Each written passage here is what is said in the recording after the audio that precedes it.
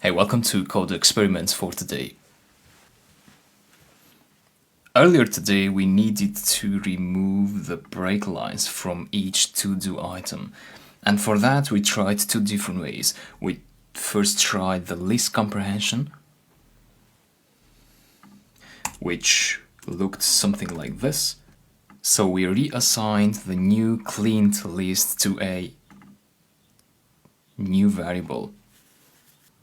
But then we found out that since we have this for loop, then we could simply apply the strip method here instead of iterating over the list in a list comprehension.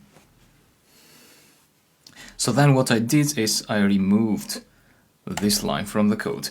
But a better way would be to just comment this line.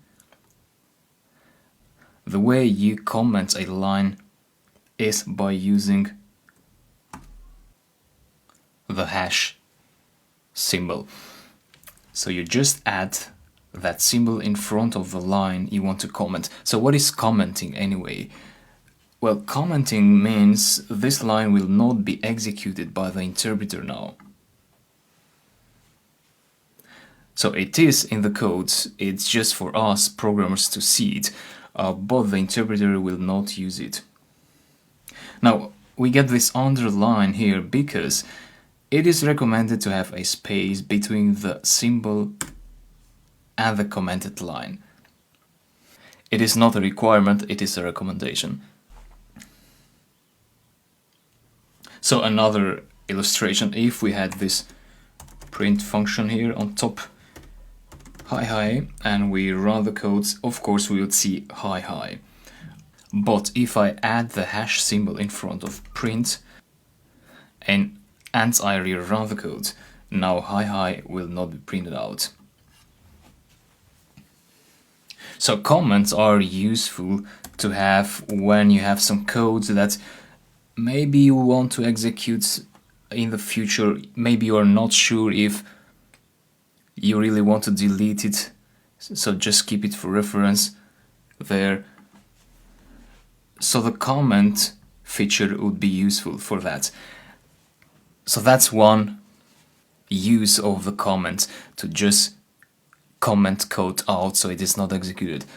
The other usefulness is to describe your code. For example, let's say that when you come later on in your code and you don't remember what you're doing in these two lines. So it's a good idea to actually, when you're programming, it's a good idea to actually write a comment here that describes these two lines. For example, get user input and remove and strip space characters from it. So by looking at this, it gives you some information about what these two lines are doing. Similarly, you could add a comment above this line. So you press enter here to create a break line, the hash symbol, and then you say check if user action is add. So that comment tells you that this case add is checking for the user action. However, you shouldn't abuse comments. So I do think that in this case, this comment is unnecessary because as a programmer, you know that case add checks the string against that variable. So it doesn't really give any much extra information to just say what case add does. So you only want to use comments when you really think it's necessary that a code line should have more extra information to tell to the programmer. And that is also why variable naming is important. So you should use meaningful names for variables so that you don't have to use comments.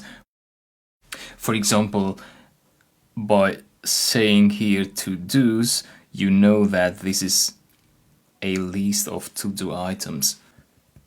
But if you just said data, then it would be a bit ambiguous what this would actually mean. So be specific and descriptive with variable names. So use comments whenever you think some code does really need some description, and that's what you normally do. So write the line above a block of code. For example, here would be another example. Write to-dos in the file. But again, this wouldn't be necessary because we know what the open function does. But if you wanted to comment that block, you just write the comment on top of it. So that's about code experiments for today. We were focused on comments, and let's keep going.